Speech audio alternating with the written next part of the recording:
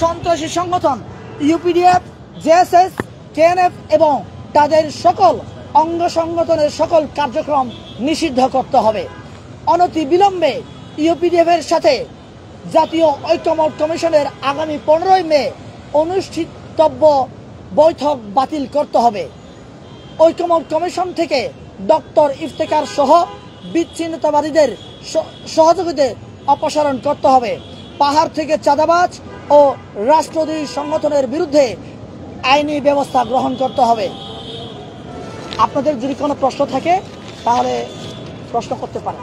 আমি গণ অধিকার পরিষদের প্রতিষ্ঠাকালীন জয়েন্ট সেক্রেটারি হিসেবে ছিলাম। এখন আমি কোনো রাজনৈতিক প্ল্যাটফর্মের সাথে যুক্ত নই। আর কোনো প্রশ্ন? এখানে এটা বললেন যে এই সংগঠনগুলোর সাথে বৈঠক ইতিমধ্যে করেছে একবারও?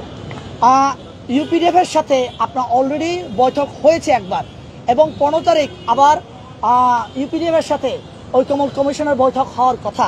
আমি এই বৈঠককে আপনার বাতিল করার জন্য, দেশের স্বার্থে বাতিল করার জন্য আমি সরকারের কাছে উদাত্ত আহ্বান জানাচ্ছি। গণতন্ত্র মঞ্চের কি আপনি কোনো কিছু নাকি আমি গণতন্ত্র মঞ্চ না, আমি জুলাই মঞ্চের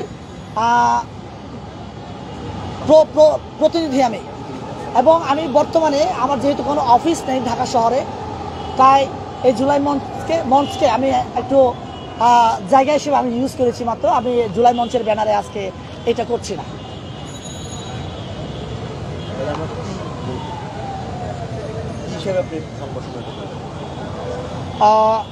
আপনি আমাকে একজন বাংলাদেশের সচেতন নাগরিক হিসেবে বলতে।